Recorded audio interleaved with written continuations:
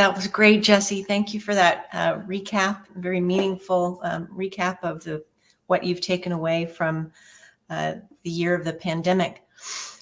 Welcome everyone to the first panel this morning, where we'll be discussing a few key avenues to advancing environmental justice in both urban and rural Indiana. As Jesse mentioned, I'm Kim Ferraro, HEC's Senior Staff Attorney, and I'll be moderating the panel and also presenting after our first two speakers present their topics. My presentation will be on some actions that we can all take to transform our degenerative and industrial food system to a more sustainable one that meets our current needs and that of future generations, while also revitalizing the economic vitality and environmental health of our rural communities. One reminder, please make sure to pose your questions in the stage chat box, and we'll make sure to answer them during the question and answer at the end of the presentation if we have time. So without further ado, it's my privilege to introduce our first speaker, HEC's own Environmental Justice Coordinator, Paula Brooks. Paula leads HEC's Indianapolis Environmental Justice Initiative, which aims to identify, prioritize, and mitigate environmental health risks in low-income communities and in communities of color in Indianapolis. Paula has longstanding interests in historic preservation and community development and is deeply committed to the betterment of her own neighborhood, the historic Ransom Place, the oldest African-American neighborhood in Indianapolis, for which she was the president from 2015 to 2017. She's also a 2019 Environmental Leadership Program Great Lakes Fellow. Paula has a Bachelor of Business Administration and Finance and a Master's of Arts in Development Policy and Planning, both from Howard University. Paula will share some of her ideas about how we can more effectively engage with government officials, civic and business leaders, and other decision makers on environmental justice issues in both urban and rural communities. Take it away, Paula. Paula, you're on mute. Good morning, everyone. Thank you very much for the introduction, Kim. And I'm here today to talk briefly about engaging and influencing policymakers as well as decision makers, and also community members and your family and friends. The next slide, please, Emily. Environmental justice, actually, it redefined environmentalism starting in the 1980s.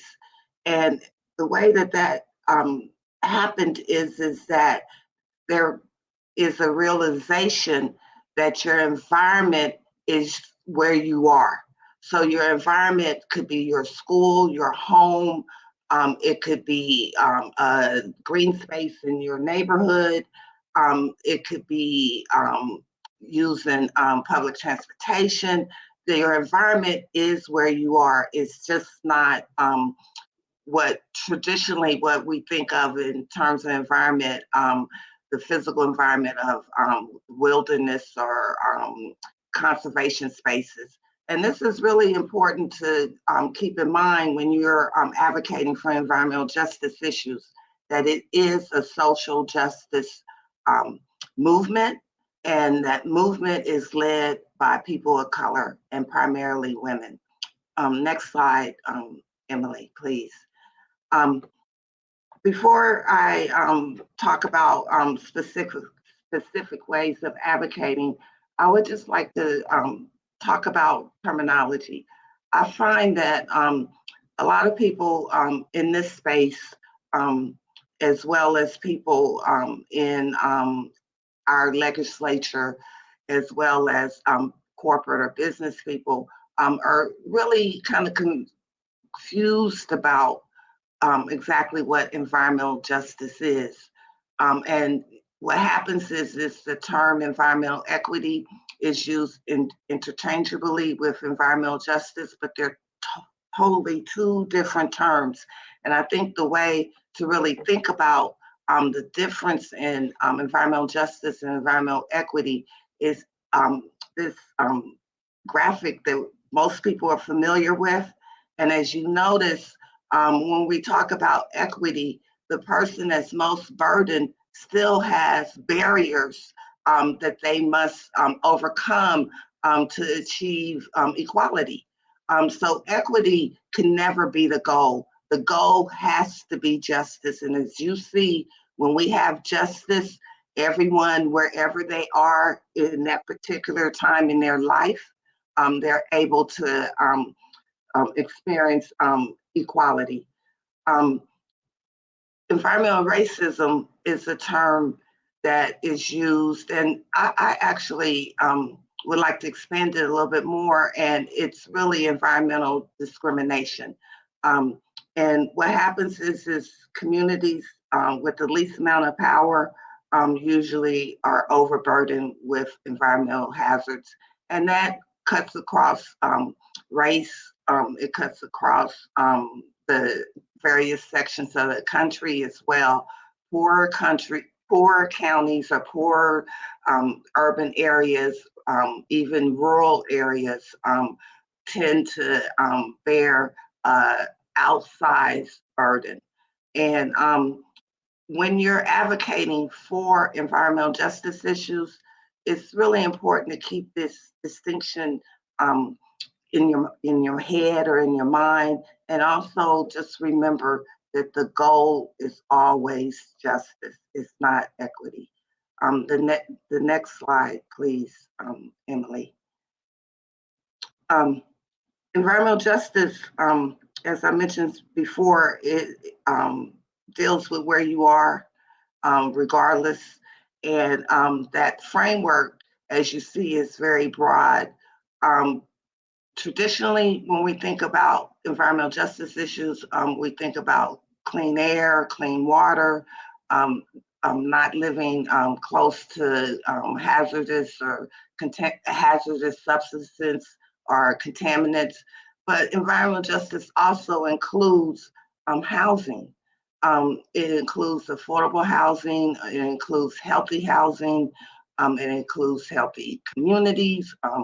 It also includes infrastructure and transportation issues.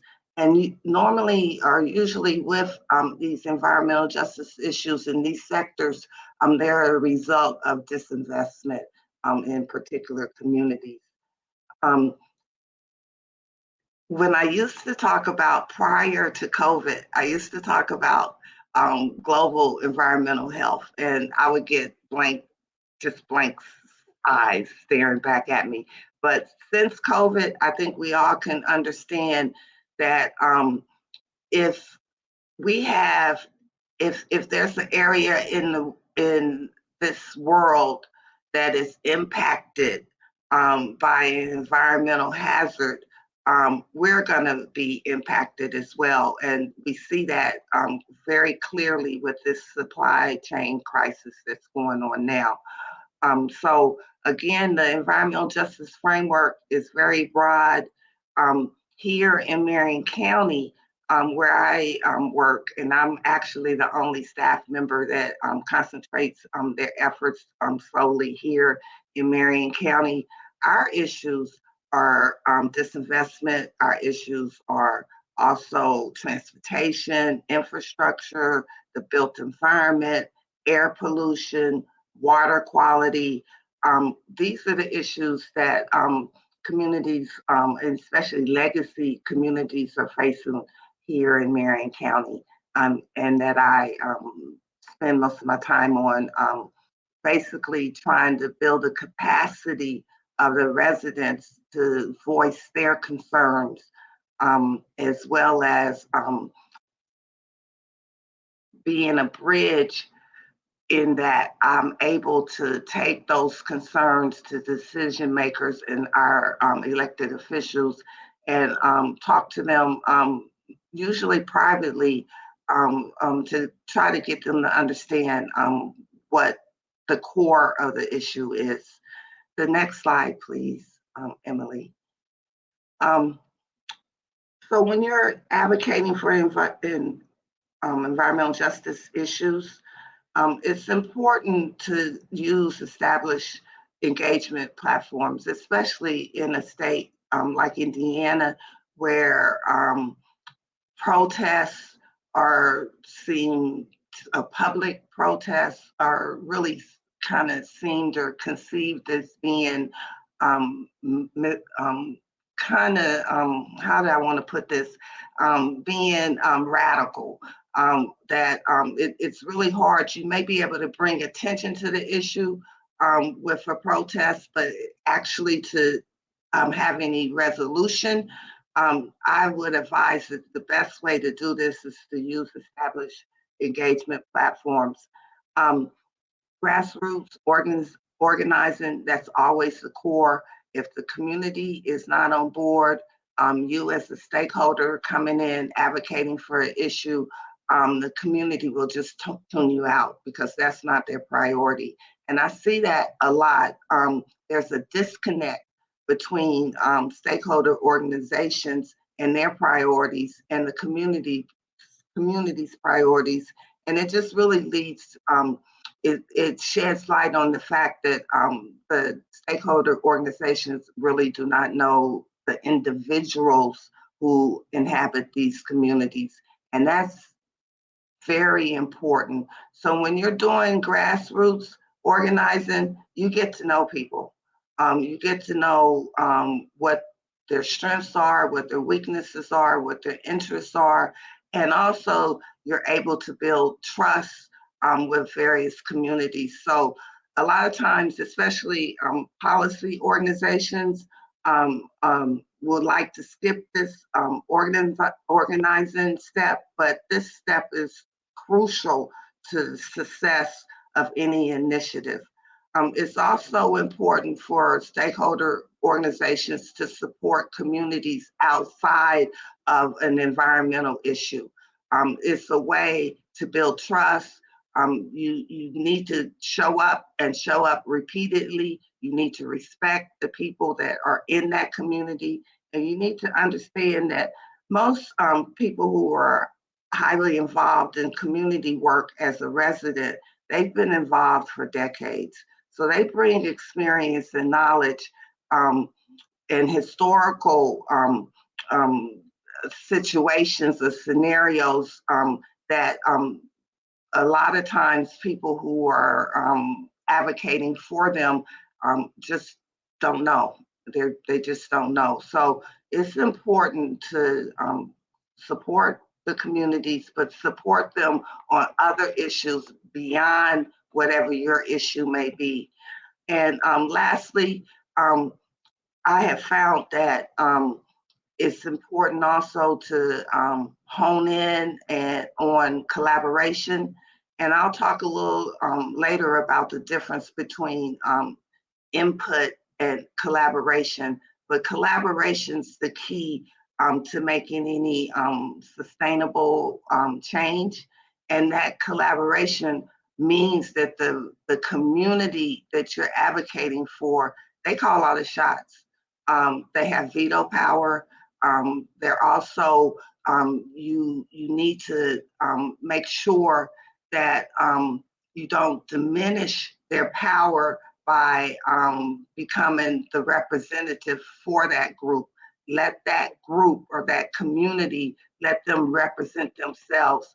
It's no better way to reach anyone, elected official or a decision maker, if you're speaking from the heart. And it's a very big difference from reading data and facts and all of this. When you speak from the heart, people realize that and they will react to it. The next slide, please, Emily. Now, this is a public spectrum chart that I find is very useful and informative, because when you're advocating, you need to understand the environment that you're advocating in, as well as what the ask is and what the result is. And when we participate in these various public participation opportunities, normally the goal is either to inform or to consult.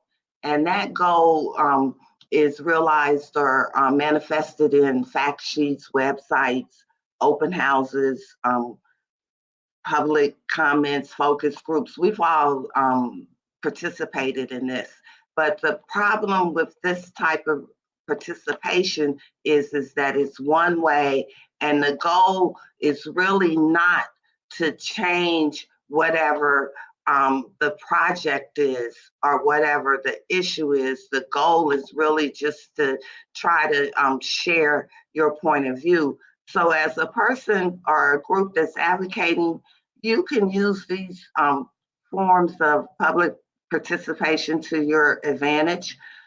So it's important to show up. That's always number one in life, to show up. But when you show up for public meetings or focus groups, remember to advocate for environmental justice issues. You would be surprised as time passes, it will make an impact. Now, the other two models that we kind of work within in this state are the involve and collaborate. Collaborate is fairly new, but the involve, it's been kind of trendy to say, oh, well, you know, we want communities input, we want communities involvement. And what it really means is that we want to educate that community to our point of view. So as an advocate, you can flip that script, and you can use that opportunity, especially in workshops, to get your point across. Collaboration, this is actually my favorite model that I try to use when I am supporting communities. I make sure that I bring residents along in meetings. Also, I try to support relationships between the community leaders and the decision makers. I also try to make sure that the residents know that they're actually calling the shots. They may not know that initially, but in a collaboration model, they're driving the train. And this is the model that I would recommend when you're setting up any kind of engagement opportunities, that you actually try to use committees, working groups, and also involve the community. You may have to, initially, you may only know one or two persons that you can work with, but that's a start. And that person will, once that person trusts you, which is important and it takes time, it's not something that you can just go in one meeting and say, I'm done. It may take 2 or 3 years actually to really gain trust. But once you gain that trust, the community will share their concerns with you, and then you can take those concerns to the elected officials as well as decision makers. And eventually, hopefully we'll get to the place where we're in empowerment, and the residents or the community will be able to take their concerns directly to elected officials or decision makers. But we're really not that at that place yet. I kind of find a lot of times elected officials as well as decision makers, they really don't respect the residents agency. They're just not there yet. So as a environmental justice advocate, it's your job to try to move that train as fast and as gently as possible. Because also the goal is to make everyone comfortable. You know, sometimes we will say, especially communities will say, well, you know, they, and when it's they, it's usually whoever's wielding the power, but they don't care about us. And a lot of times this is true, but sometimes it's not. Sometimes it's just that decision maker is not comfortable with that community. So it's imperative as a environmental justice advocate that you step outside of your comfort zone and get to know people who are coming from completely different backgrounds. And you'll find out that you have more in common than you have differences. Emily, the next slide, please. I wanted to give a concrete example of how you can use a issue and you can infuse environmental justice in this issue when you're advocating for communities.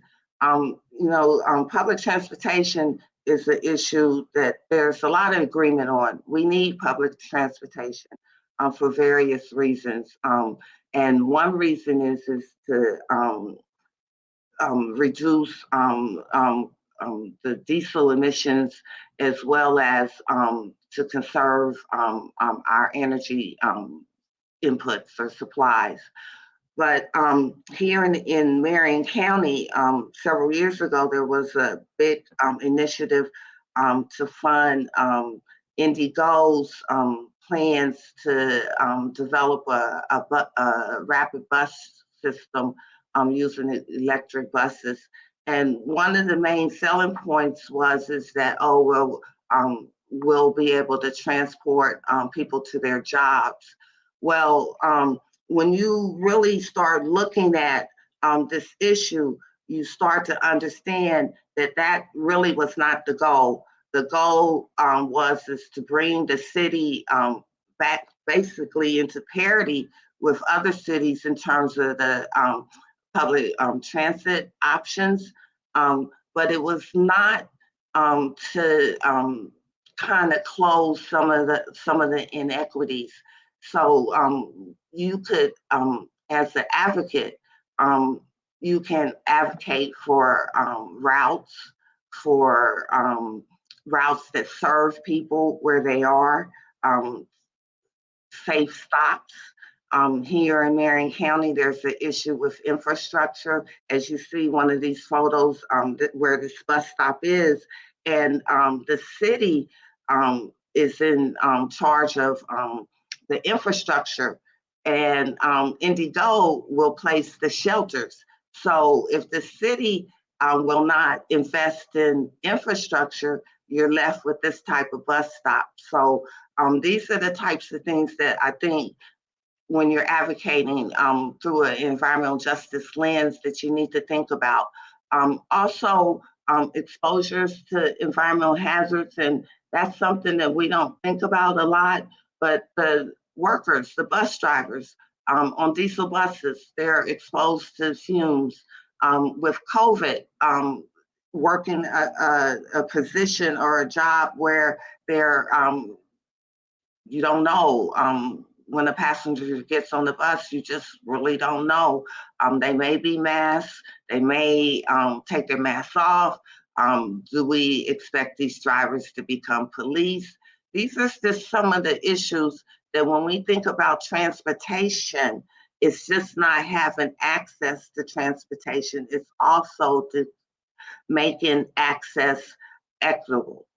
So I wanted to kind of give that example when you're lobbying for any kind of issue. It could be housing, it could be clean water, reducing emissions, but just look a little deeper and you will see that inequities. It's never about just supply.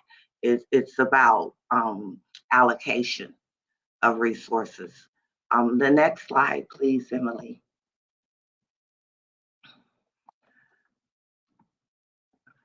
I get asked a lot of times, so what can I do? And there's some other advocacy tools that I think are just as effective. For one, communicating with your lawmakers.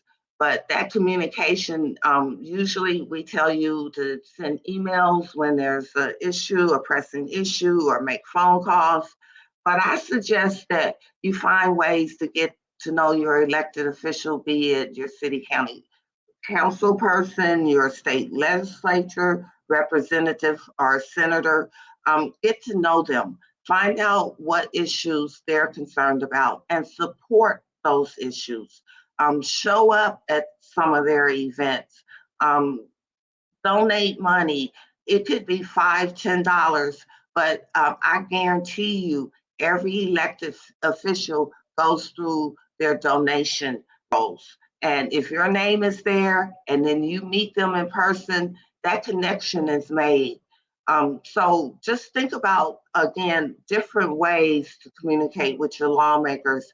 And when you are communicating with them, don't just bombard them with your concerns all the time.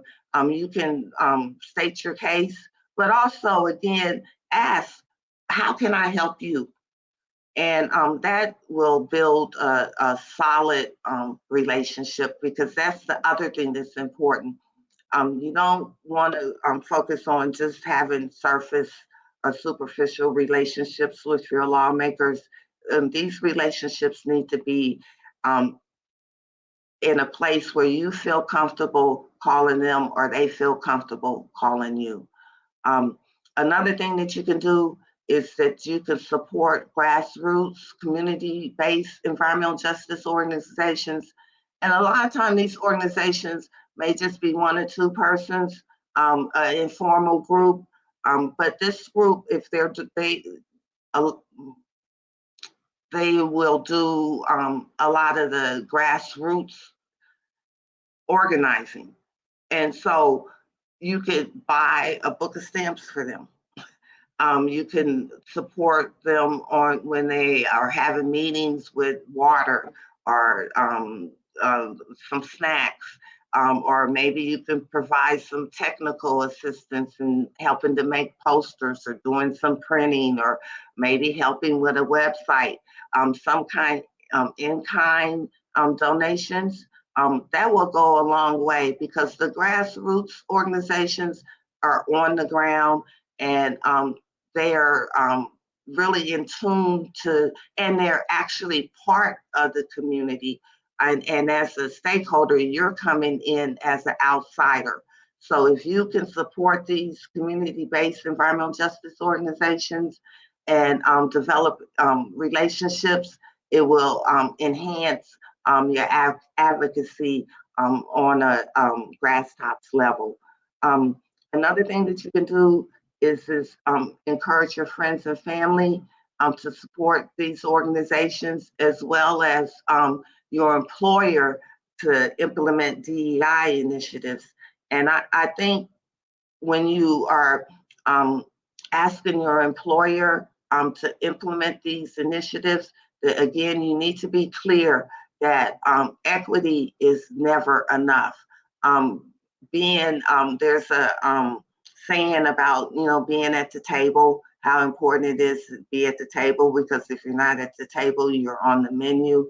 Well, you can be at the table, but if people don't respect who you are, and also if that goal is not to right a wrong or to bring justice as the end game, what's the point of the DEI? We're still kind of in that hamster wheel, and where there is not any transformational change. And at the end of the day, in environmental justice, our goal is transformational change. And lastly, be an example. And as environmentalists, I know you all understand about being an example, but it's also being an example of stepping out of your comfort zone, being an example of when you're in various groups with different constituencies and community groups, that again, you support people of color, you support their agency, you elevate their voice or amplify their voices. That's the kind of example that we need in this environmental justice movement. We need the people who are being impacted to be empowered. And that's the justice.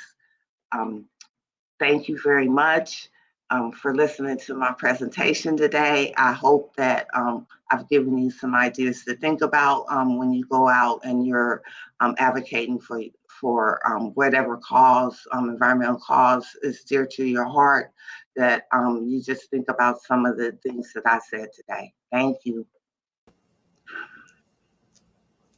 Paula, thank you so much for that very informative presentation on making sure that we include all the voices that need to be included in making such important decisions about where people live and work and play. I really learned a lot from listening to you today. I want to move on to our next speaker, and we're going to try to have some Q&A at the end of this, but we may not, simply because we're running a little bit behind. So if we don't get to questions and answers, you can certainly please reach out to any of us via email, offline. And we will be having a panel discussion later today with Paula and I on the stage that you can ask additional questions. Okay, so on to our next speaker, Garry Holland, who is the chair of the Education Committee of the Indianapolis NAACP. He's also the producer and publisher of The Historic Journey, which is an educational resource, curriculum guide, and video for grades kindergarten through 12th grade that observes African and African American contributions to humanity and the world. Garry will share some promising advancements in the ongoing fight to reduce the serious threat and harm to children caused by lead poisoning. After the Marion County Public Health Department issued a water report showing high levels of lead in water fountains and sinks in public and private schools, Garry got busy coordinating with national medical consultants, doctors, and educators to develop a program to provide support to children with elevated lead levels in their blood, as well as their parents, including the development of individual education plans. Garry is a graduate of Xavier University in New Orleans and a Jackie Robinson Scholarship recipient. Garry received the Martin Luther King Jr. Living the Legacy Award in 2010, the Asa G. Hilliard Courageous Leadership Award in 2012. In 2019, he received the Environmental Climate Justice Award from the NAACP. And last year, HEC honored Garry with the Improving Kids Environment Award. The floor is yours, Garry. Thank you so very much for inviting me to share this important work that we are doing at the NAACP. Let me quickly share my screen and begin to explain our journey from a visual perspective as we look at lead poisoning within children. I just quickly wanted to share with you what is lead. Lead is a neurotoxin that contributes to irreversible cognitive and developmental impairment in exposed children. PB exposure before age 7 has been associated with decreased IQ, poor performance in school, and increased risk of behavior problems such as attention deficit, hyperactivity disorder, and juvenile delinquency. We were at a school mentoring children and noticed a kindergartner who was at a water fountain break having a problem. As she was sliding down the wall, we noticed she had something yellow in her mouth, and it was paint. She was picking paint off the wall and beginning to eat it because paint chips are sweet to the taste.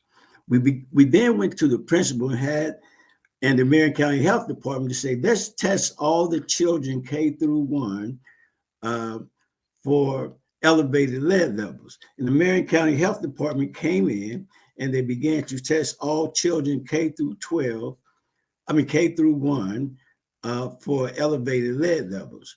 We then asked the Marion County Environmental to come in to test the wall where the child was picking the paint. Luckily, there was no lead within the paint, but they noticed a reading behind the wall, and they thought it may be a pipe. We then asked them to test the soil around the school. There was no lead contamination in the soil. We then asked for the water report, and lead in drinking water should not exceed 15 parts per billion. That's the EPA action level. Although the American Academy of Pediatrics says that no more than 1 part per billion should be coming from the water fountain. Although that particular water fountain where the children were drinking was at 42 points per billion. At that point, we knew that we had to ask for the whole water report that the Marion County Health Department took amongst the 13 districts. And this was what the Indy Star reported, the high levels of lead that were found in school drinking water. As you notice in Lawrence Township, there was 2,743 points per billion coming from fountains and sinks. I'm not going to go through all of these, but Wayne Township had 5,117 points per billion. IPS at that time had 287 points per billion. Private schools had 8,630 points per billion. Head Start facilities, 1,893 points per billion.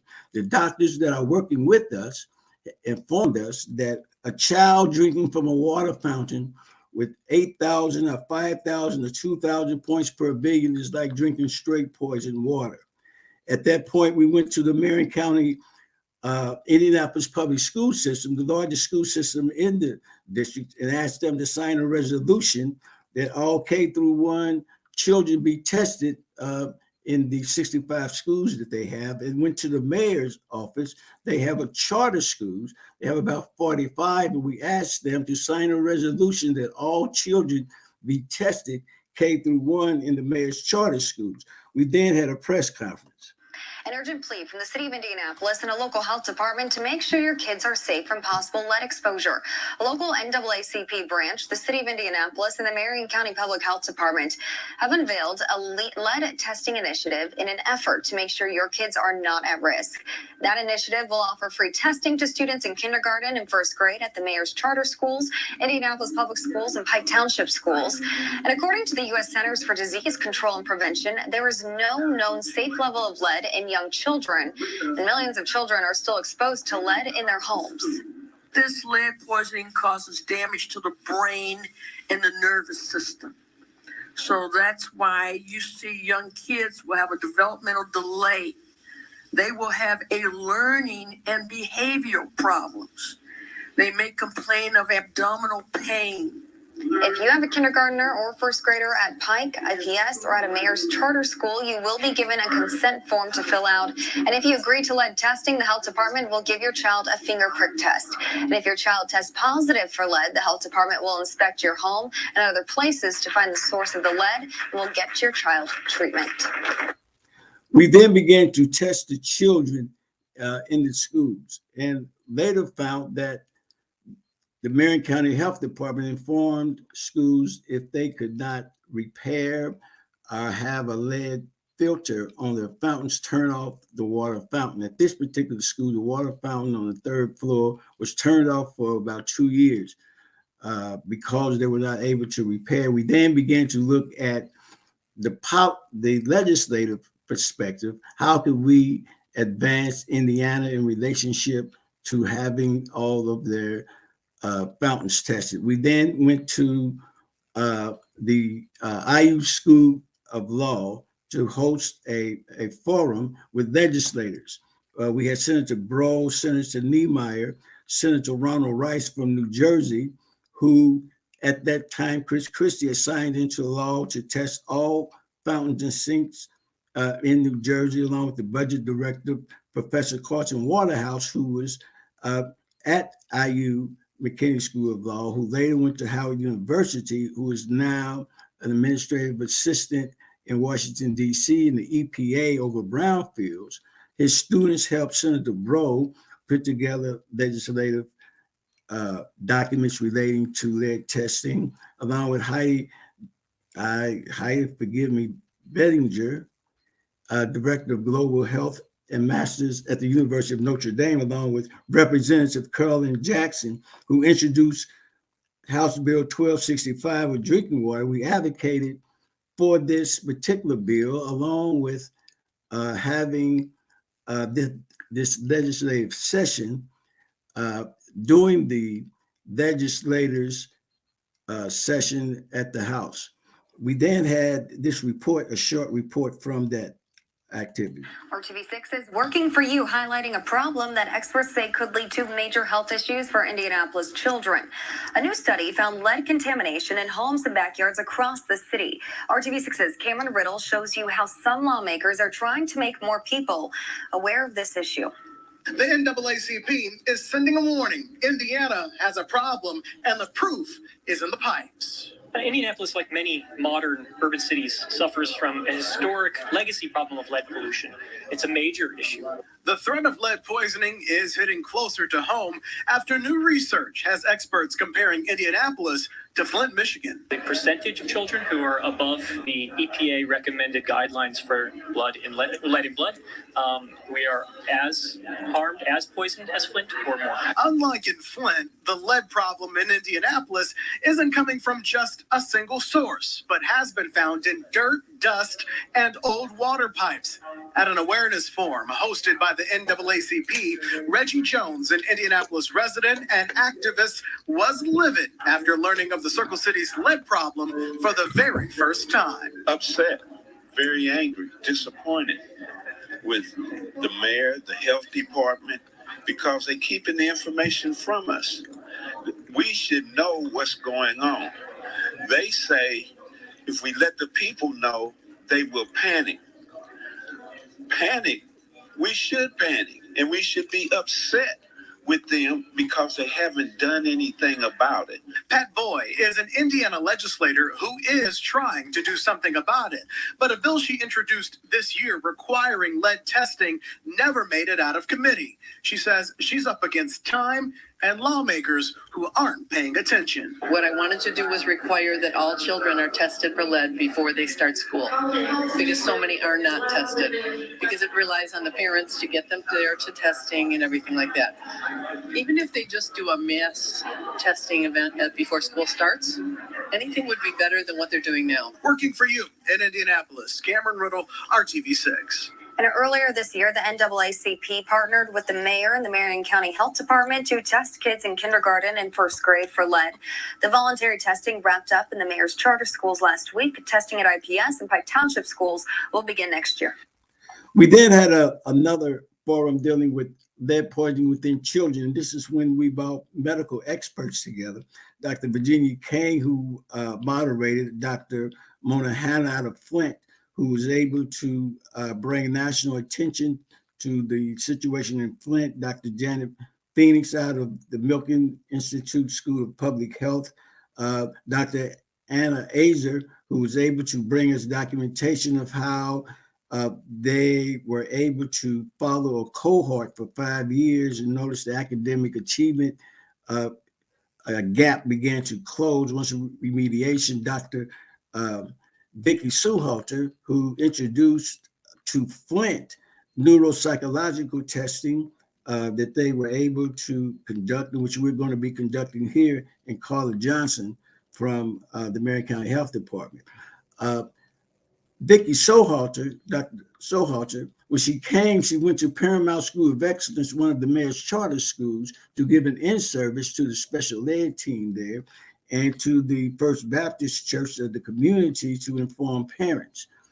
Neuropsychological testing, we are going to start at Paramount because a third of the kindergartners out of the 150 had high elevated levels.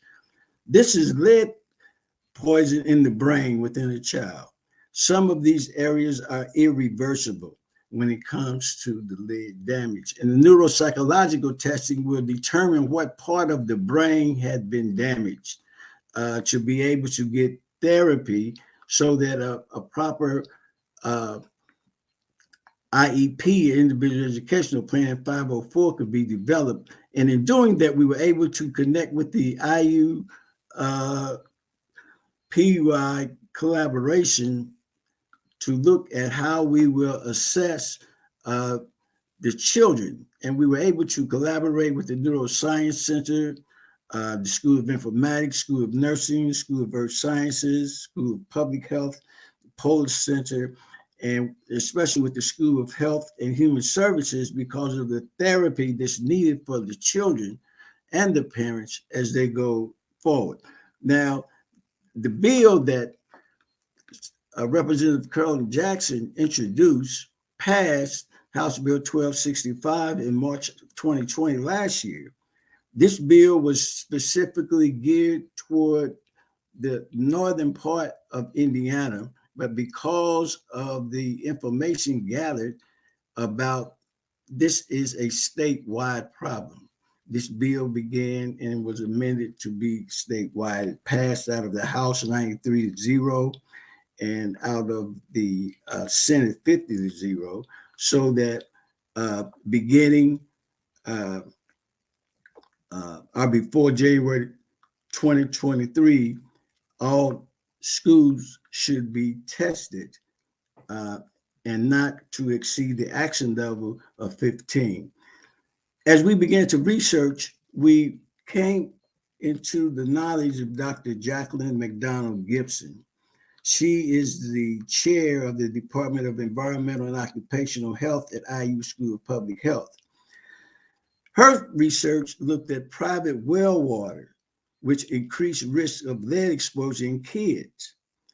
Her study found that children in homes relying on private well water are 25% more likely to have elevated levels, lead levels, than children in homes served by community water, according to a new study. She also is looking at the academic achievement within children that are drinking well water. Unfortunately, in certain cities and in rural Indiana, well water is used. In the state, we had researched and found from the Indiana Department of Natural Resources that currently there are about 414,000 well records in the DNR database. This information provides an estimated 1.6 million of self-supplied groundwater users in the state. Unfortunately, the infrastructure resource bill that would be coming, resources that would be coming to the state of Indiana will not cover private or domestic wells. It will be used for the city audience. So how can we look at those families and children throughout the state who rely on well water? What resolutions? We looked at the Indiana Rural Community Assistance Program through the Great Lakes Communication Partnership. They have private well assistance. And in their private well assistance, they have water well education and assessment programs at no cost. They also have household water well assistance that looks at providing loans of up to $15,000, a low rate of 1% interest rate. Also, to help those in those rural areas in the state, Heidi and Gabriel at IUPUI, Heidi at the University of Notre Dame, they provide free home lead screening kits to Marion and Bagel counties. This free lead test looks at and allows St. Joseph County residents to request free lead screening kits for the home, which are then analyzed on campus by researchers who can share the results with the residents. The contents includes baggage for collection of dust, soil, and paint chips, a vial for water, and instruction.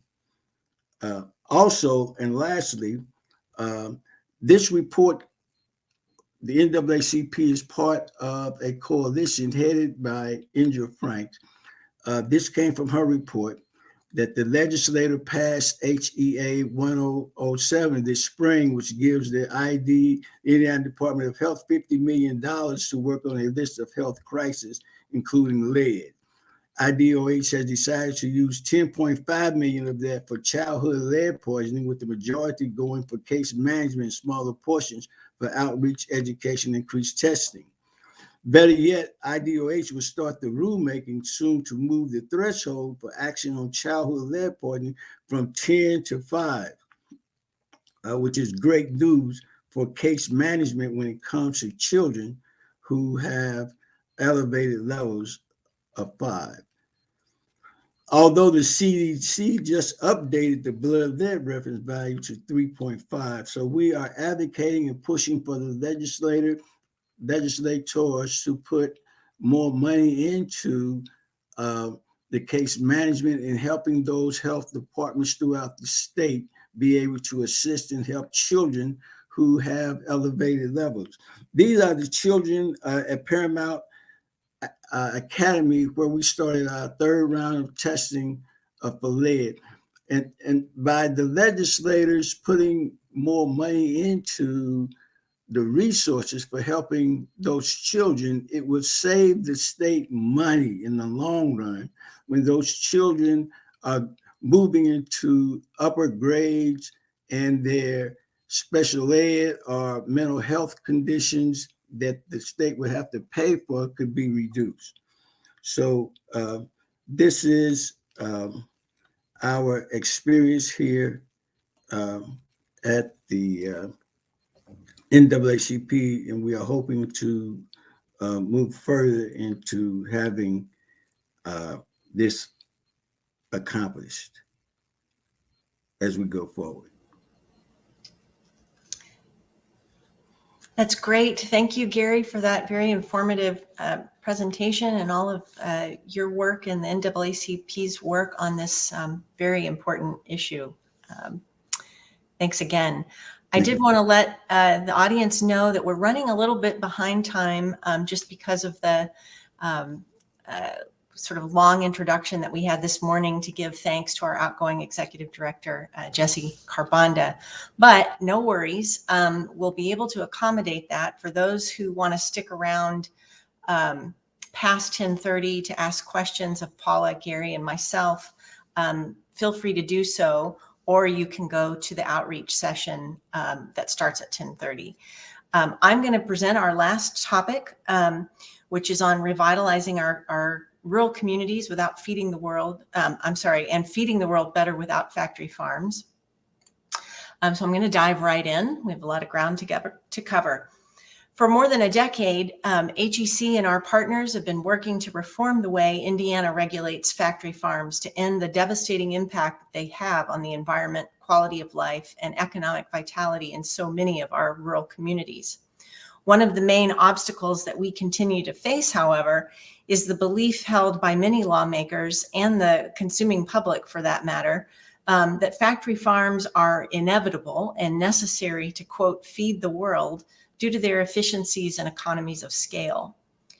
The problem with this is that this is really just a myth perpetuated by huge agribusiness corporations to protect their bottom lines.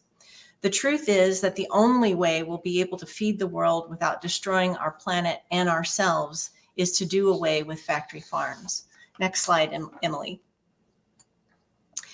In fact, we already produce enough food to feed 10 billion people. The real problem is that much of that food goes to feed livestock on factory farms instead of people. A staggering amount of land, water, and energy resources go to growing the vast monocrops of corn and soy that go to feed factory farmed animals, not to grow food for direct human consumption. Next slide, please, Emily. As a result of our hugely inefficient system that we have now, that of feeding billions of farm animals to feed the world, not only doesn't feed the world very well at all, it's a leading cause of the most serious environmental problems we face at every scale, from local to global, including climate change.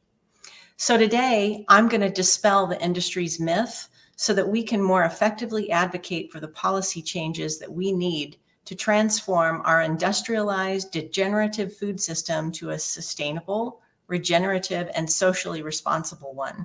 That is, one that meets our current needs without depleting the resources necessary to meet the needs of future generations. Next slide, please. So let's start with how we got here, how we ended up with the industrialized, broken food system that we have, because we need to understand this so that we can understand what the solution is, or how we can better identify a solution. Now, you might think that it was just the inevitable result of the Industrial Revolution, where technologies improved and farm families left the country realizing that they could make a better living in the city. And while this is true to some extent, much of what happened is really the result of carefully developed and successfully implemented policies to purposefully eliminate family farms. Next slide. Specifically, in the 1950s, after the Great Depression, leaders of major U.S. corporations, including Ford Motor Company, Sears Roebuck, Johnson & Johnson, Eastman Kodak, and others, came together as part of the Committee on Economic Development, or the CED, and proposed a, quote, an adaptive program for agriculture. This CED proposal is referenced in numerous scholarly articles, books, and other writings as pivotal to the changes in farm policy that gave rise to our current food system. Now, the copy that I was able to obtain that you see here on this slide has someone's notes on it, but the yellow highlighting is mine. Next slide. The purpose of this adaptive program was to address what these corporate leaders saw as the, quote, American farm problem, namely too many farmers and not enough factory workers and laborers in other sectors, what they characterized as the, quote, the inadequate flow of resources out of farming that in their view undermined economic growth and their corporate financial interests. Next slide.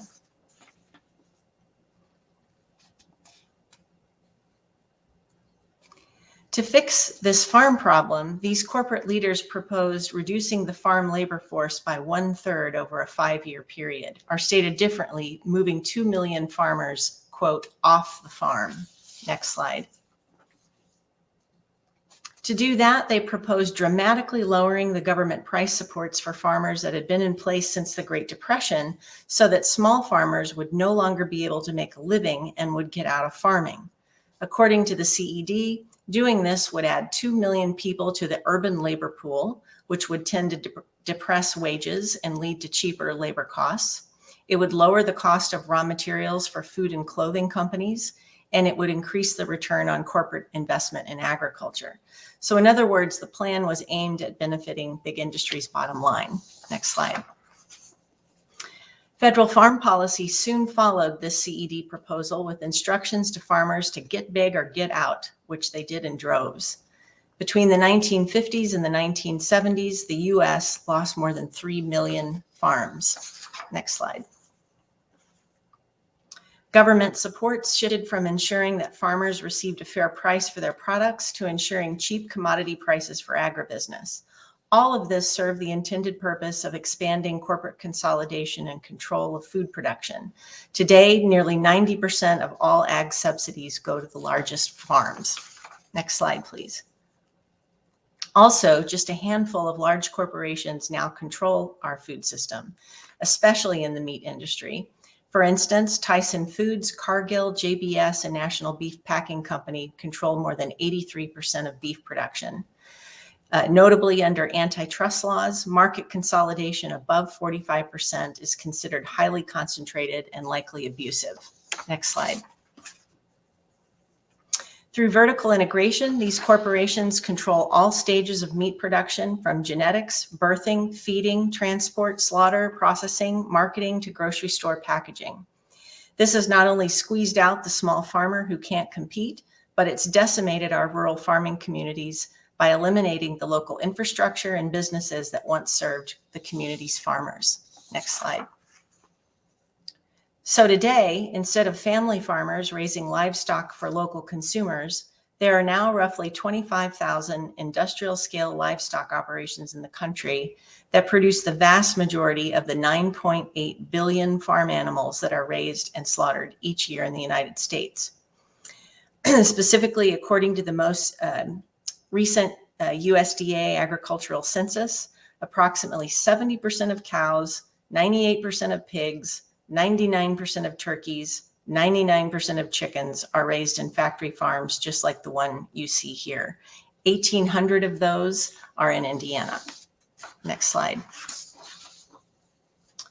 So aside from the inequity of displacing millions of farm families and decimating the environment and local economies of farming communities, Why should people who live in the cities and urban areas care about the fact that most of our meat, dairy, and poultry products come from factory farms?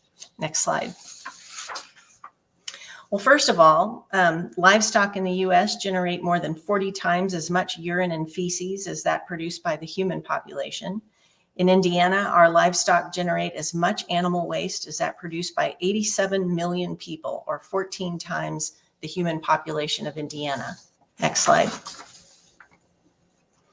Even so, livestock waste is allowed under current regulation to be stored in unlined earthen lagoons and sprayed untreated on land, whereas human waste must be treated before it's ever released into the environment. Next slide.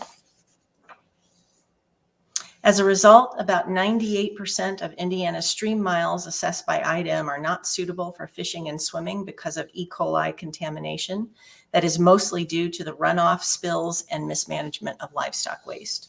Next slide. Along with fertilizers sprayed on the vast monocrops of corn and soy grown to feed factory farmed animals, much of this waste runs off into our waterways, causing toxic algal blooms, killing fish and other aquatic life, and creating a massive dead zone in the Gulf of Mexico. Next slide. Another reason we should all be concerned is the rise of antibiotic-resistant disease due to the overuse of antibiotics in livestock at factory farms. According to the FDA, approximately 80% of antibiotics sold in the US are fed to non-disease livestock at factory farms to promote their growth and ward off disease caused from living in unnatural, confined conditions. Next slide. As confirmed by the CDC, this prophylactic use of antibiotics in livestock has contributed to the rise of antibiotic-resistant bacteria in humans through eating food. Next slide. Another serious cause for concern is the fact that the meat industry is a leading cause of climate change. Next slide. According to the most recent report of the United Nations Intergovernmental Panel on Climate Change, meat and dairy production is the #1 source of all human-caused greenhouse gases. Next slide.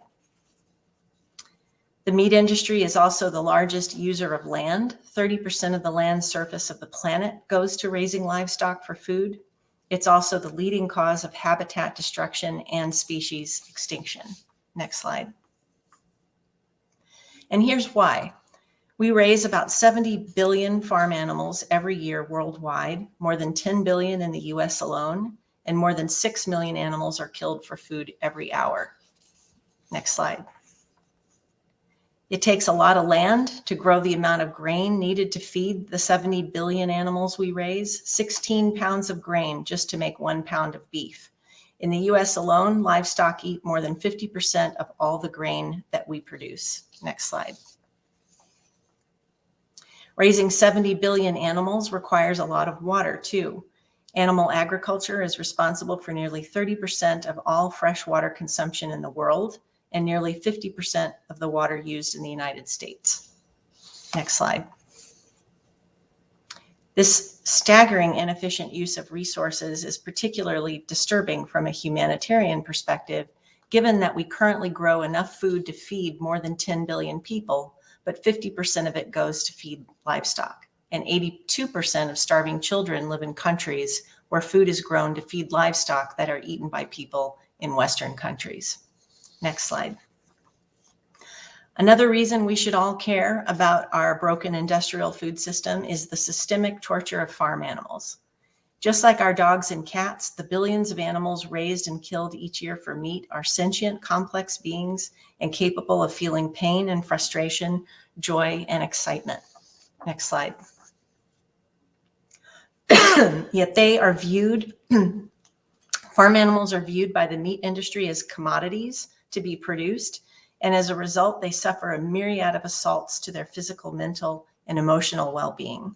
Unfortunately, there are no federal laws that protect farmed animals from this cruelty, and the majority of states, including Indiana, exempt the industry's, quote, accepted agricultural practices, no matter how abusive, from the scope of their animal cruelty statutes. Simply put, the treatment of factory farmed animals is inhumane and cruel, but perfectly legal. Animal cruelty, no, I'm sorry, next slide. Animal cruelty, climate change, air and water pollution concerns aside, the meat industry is also costing us our health in terms of obesity, cardiac disease, and other illnesses related to excess meat consumption. Today, the average American eats a whole heck of a lot of meat, roughly 200 pounds per person every single year, which is more than 6 times what the average American consumed in the 1930s. Next slide. This is largely due to the fact that it's much cheaper to eat a bacon double cheeseburger than it is to eat a salad. Next slide. And that's because the meat industry is now heavily subsidized, whereas fruit and vegetable farmers get only the tiniest sliver of taxpayer help. Next slide. From a nutrition standpoint, our food subsidies are completely out of whack, which is especially harmful in terms of health outcomes for low-income families who live in food deserts and cannot afford to eat healthily. Next slide. So what can we do? Next slide. Well, first, we have to what I call advocate and demand that our lawmakers undo the bad policies that got us here and enact new policies that will level the playing field for small independent farmers that use regenerative practices such as planned grazing of livestock, no-till, and cover crops instead of degenerative practices like raising farmed animals on CAFOs. So how do we do that? Next slide. One way is to end the massive taxpayer subsidies that go to the meat industry and instead reallocate support to farmers that use regenerative practices to grow diverse crops of fruit, vegetables, grains, and livestock sustainably, including support to rebuild that local infrastructure that is needed so that these farmers can directly serve consumers. To do that requires that we tell our representatives in Congress that we want to see what we want to see in the next farm bill, which is when those subsidies get reallocated. Now, the current farm bill was enacted in December of 2018 and it expires in 2023. So we have to start weighing in with our representatives now. Next slide. The next policy reform that we must get behind is called the Farm System Reform Act that was introduced by Senator Cory Booker. This bill has several co-sponsors in the House and the Senate and is supported by more than 300 sustainable farming groups, animal welfare, environmental, and public health organizations, including HEC and the Indiana Farmers Union. Next slide. This bill would strengthen our antitrust laws to crack down on the monopolistic practices of multinational meat packers and corporate integrators. It would place an immediate moratorium on new and expanding large CAFOs and would phase them out by 2040. It would hold corporate integrators responsible for pollution and other harm caused by CAFOs. And importantly, it would provide a voluntary buyout for farmers who want to transition out of operating a CAFO. Next slide. Ultimately, though, it's up to you to decide whether to support an industrial food system or a sustainable one. And you don't have to wait around for government and big business to change to do it. Next slide. You can create consumer demand for sustainably produced food by voting with your food dollars.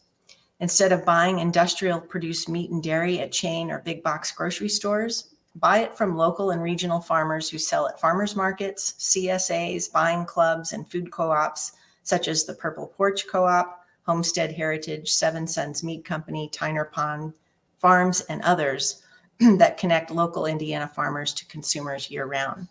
There's a searchable online database for CSAs and food co-ops at localharvest.org. Next slide. And regardless of where you buy your food, one of the most impactful things you can do is to eat less meat and dairy. According to the UN Climate Change Panel, we would dramatically reduce greenhouse gases and our environmental footprint if we all made vegetables and fruit the star of our diets, with dairy and animal-based products playing very minor roles. If you don't know where to start, give Meatless Mondays a try. Giving up meat just one day a week would decrease your meat consumption by nearly 15%, effectively decreasing the problems associated with meat production by the same amount. Next slide. And finally, I'm going to leave with this one thought.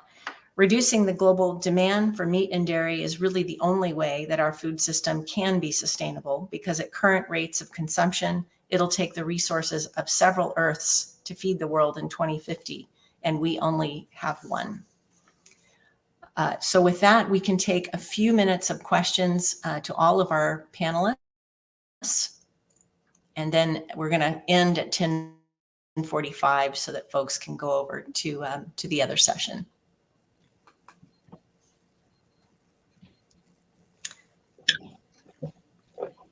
That's great. Okay, let's see.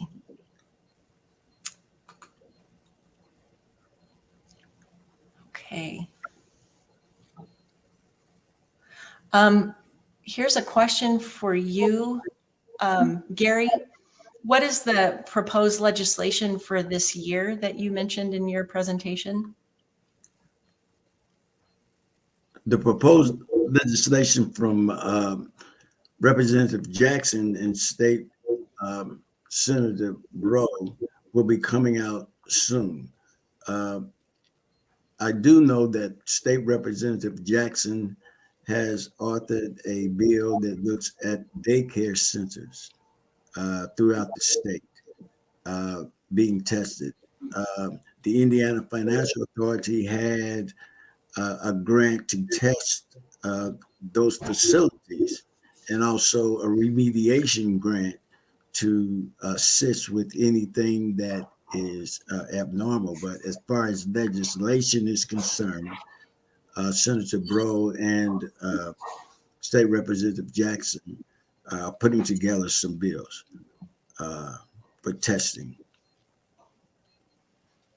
Okay, thank you very much. Paula, there was a request for the great slide that you created that showed the different types of advocacy and how they involve the community. I wanted to let the audience know that all of the speaker slides will be available for download off of GTS. But maybe you could speak a little bit more about the importance of making that distinction between just public commenting versus actual empowerment of the community. Well, you know, we all work within systems. So the system is set up currently. Public input is couched in a public meeting, or federal government usually uses public comments. But it's almost impossible for a staff member or a decision maker to actually go through. If you get 1,000 comments, you really can't read them. There's a support person that will post them, but to actually read and analyze them is very difficult. So, you know, I work within the system, but I also try to bust that system. So what you need to do is to push back on when agency or utility and they want to come to the neighborhood for a public meeting. Push back on that.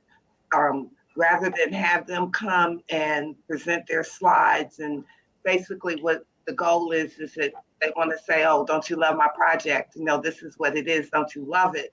You need to switch that and actually have your own presentation and talk about the issues. And that's a way to kind of move along that spectrum, but it's not going to be easy because everyone's entrenched. And again, the goal is to realize the project. That's it, and move and next. That's great. I want to apologize to the audience that we're really unable to take any more questions and answers at this point because of the time that we're at, and there is another session underway. So I want to thank our panelists, Garry, Paula, for your very informative and excellent presentations. Your slides, again, will be made available. There were several questions, people wanting your slides. And of course, folks can connect with you offline. your contact information will be made available as well. And I'll be available at the end of the day in a Q&A panel. So for folks that have any questions about the content of my presentation. And with that, thank you all. Thank you, Kim. Thank you, Garry. Thank you. Thank you.